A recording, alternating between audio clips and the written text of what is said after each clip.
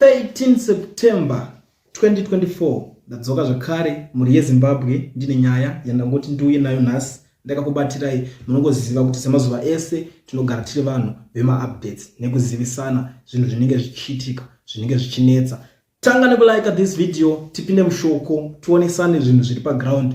That is kana ukasimba hana kana usensana usimbo hana, I think this video is not for you. Nekuti panapa ndikuda vanhu vane chipfuva chakamachua. Saka zvakakosha kuti ugare walike this video, usazokanganwe kuitira kuti ugare wakuziva zvikuitika. Nyaya ndanayo panapa nhasi muruziva mese kuti vakomana vari kuronga yavanoti mutapa something.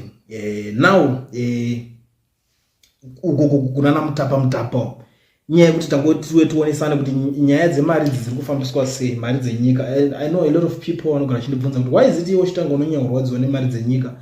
You know, it's our money, it's your money, so it's something chekuti tinofanira kunge tichitofanira kuongorora kuti zviri kufambiswa sei. A lot of people avasingarwadziwe nazvo, it's just because they don't know. Musi wavachaziva ndo musi wavachajoina chikwata otanga kunzwisisawo kuti zvinhu zviri kuitika. But nyaya yandiri kuuya nayo panapa iri kunzi pane mombe iri kunzi inotengeswa $25,000 kufamu raMnangagwa. 25 ndo mari inowetha mombe iyoyo. Mari iyoyo tikada kuitarisa inotenga stand, inotenga imba kunzvimbo yekada sekuchitungwiza. Uchibva watenga nekamota kacho futi wotosara nechange. Kana uchida une 25 unombouya ndokuna kuconnecta nevanhu vandoziva vanokwanisa kutongokutengesera nemaprizes iwayo. Inini ndozvandoziva 25,000. If you go places like Chitungwiza vanotopa imba yako ne18,000 to 20,000 ikoko. Wotobva watotenga kamota kako 3,000 1,000 wotorenoveta pamba yacho unenge watenga. Kana kuti wobva watenga furniture yemumba macho wakutogara. Ndo zvinhu zviri kuitika. But iyi price iri kutengeswa nemombe 1. The reason why tichiuya nenyaya dzakadai so idzi, we understand kuti most of the times pavanoita zvinhu zvavo zviya panozonzi pari kudiwa kana kuti pari kuda kuurayiwa mombe, unozonzi vanhu vanga vachibikirwa vadya chikafu munana rali mwegwa. Woshaya kuti saka vari kufirei kunzi vari kuzodya chikafu. Ndo masituations acho ekuti unogona kuzonzwa kunzi kwakaurayiwa type yemombe yakadaro ichitengeswa neprice iyo. We all know kuti mombe inotengeswa nema $300, $400, $500 kana yatonzi iri kudhura. Most expensive inenge ichinzi $500. But chimwe chinhu chiri kutaurika panapa ndechekuti vanhu vakaona mombe the same. Mombe iyo it's almost the same nemombe iyaya. Usaziva kuti ndizvo yainzi yakatengwa nemamillions akawanda kuSouth Africa inobva ya. Saka yakunzi yakuonekwa futi Pre-Cape Farm. Ndo nyaya imwe iri kuitika manje Pre-Cape Farm kuti mombe yakasvika siiko yakabuda chinhu ndeya businessmen. But I know kuti these people vanongozviramba easy kuramba. It's something that is in their nature and hatikwanise kunge tine proof yekuti ndiyo mombe yacho kana haisiriyo. But tiri kuona kuti same shape yemombe, same color yemombe dzangofananawo hadzo maybe tomboti. But maZimbabweans havasi kufara nenyaya iyoyo kuti mombe inonzi inotengeswa mari yese yakawanda kudaro iyoyo. Iri kunzi yanyanya kukosha chiko type yemombe inonge ichitengeswa kudaro. So ndiri kuona umwe ari kuti ayo iyi mombe ikaiti tichaidya zvedu painauguration yechamisa. Ndozvokutaura umwe ari kuti this bull was brought a few months back by a Zimbabwean farmer. It went viral. I'm surprised to find it landed at the president's farm. Exactly.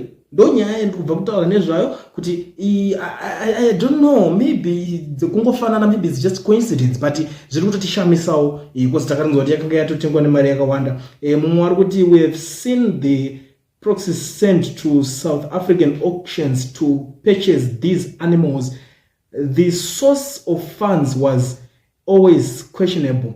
It's a state farm under the stewardship of Idi Mnangagwa. These will be recovered when he retires. The things that can be achieved with unaffected access to show a lot. All right, that's a lot. RG Mugabe had many and even donated hundreds to AU when power was lost. We all know what happened. Where is Gushungwe Dairy now? Yeah, you know a lot. Gideon Gono once ran a big cabbage and chicken farm, Luna Chickens. It eventually collapsed. Bob and Gushungwe and gave us milk and nice yogurt.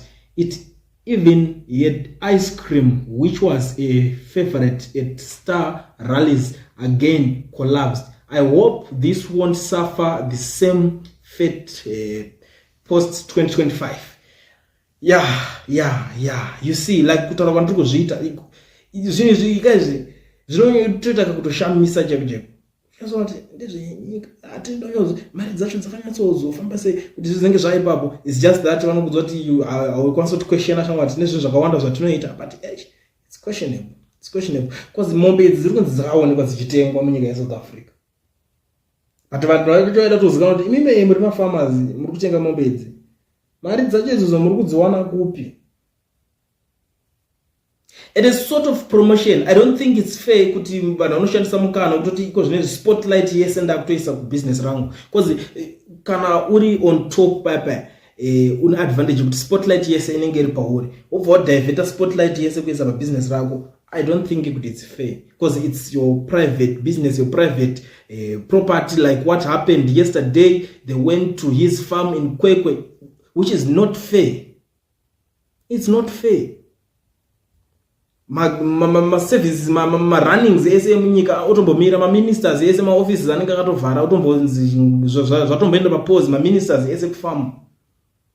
I think it's not fair, but it's just that vanhu vacho ameno zvazvingore umwari kuto vana vako kwakutoti tina baba kureva iwe unorima mukapese akumana upe ma one ari kutaka kutuka saka ndatomboita kakukakama ndazoona kuti it's not worth it kuti tinge tichipfuura nepane comment iyo. Mwari kuti varume vakuru being taken for a ride mumunda mumwe murume pakashata. Now I understand why you believe that Zig is the strongest currency. You see? Muchazviramba sei? Chakati is the strongest currency. Yes, ndizvozvo. Yes, chef. Yes, boss. Muchibva mamhanyira kumombe price rakaita kupfachuka. You know, these people, they are making money, man. They are making money. And vandoziva kuti mombe idzo tichadzitengesa. Kutoendesa kwaitotora is part of marketing. Variko vapana vechidiki vekuti vanenge vachida dzvene. Umwe anongoti ndoda kuitenga, ndoda chatotengera kana hambe yavangu ndimwe mombe yomai nekukura kwakaita 25,000. Umwe anongoti aiwa ndakuitenga ndakuti muiuraye ndicheke ndakudya nyama yacho. Zvinoitika. Only kuti akwanise kuwana ma connections. You know, like zvakaita umwe mukomana anga kutengera vanhu mota, so takatengera vanhu mota iwo ndakazokuona kwakati ndikakona kurali ndikakona kwakati achitengera vanhu mota achitanga kuda kuti asi kutsvaka ma connections. Muso chakaonzi chabvondoka iwo muri kudai ndopa zvakatoperera. Hapana kana akazomboenda kutenga kana mota kutengerwa kana mota yacho. Pakatozanga tozobuda ma questions garage kwacho kwaziri kutengwa koko ndimozo nderani. Zvizhinji zvinozotaurwa zvipere. It's just that zvimwe zvacho tinge hatisiri kuti tazvitaura saka tikwanise ndikuramba tichizviteedzera. Mwari kuti, did you see that story about Savage Cattle rustlers in Chivu? What's the government doing to fail these incidents? Zvanyanya munyawo yemombe dzimwe dzakaurayiwa kuChivu kunzi vari kutokudii kosi dzavo dziri safe. Mwari kuti, this is how Edi Mnangagwa and his cabinet spend taxpayers' money amid several blackout crises. That's why our president wants to go home and rest because he has so many things to look after. Let him retire peacefully, comrades. Mova mabelieve isko. And you know, one thing ndishamisa kunotone umwe muZimbabwe wachiri kukwanisa kubelieve isko manyepo iwayo. Vada unozorora. Let him rest. Vane zvizhinji zvekunotarisa.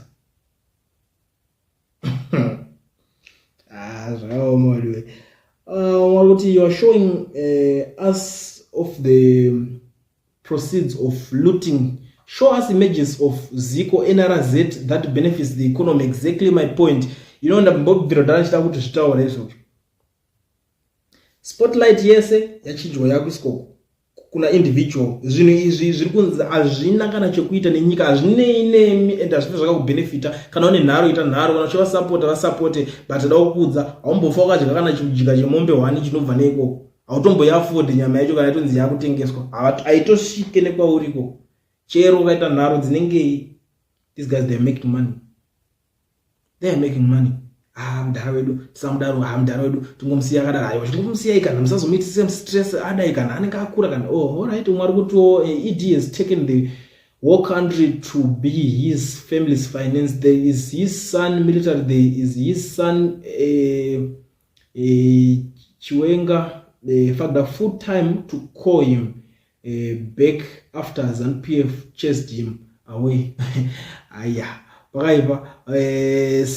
Same shit, different day. Used to see this during Bob's time.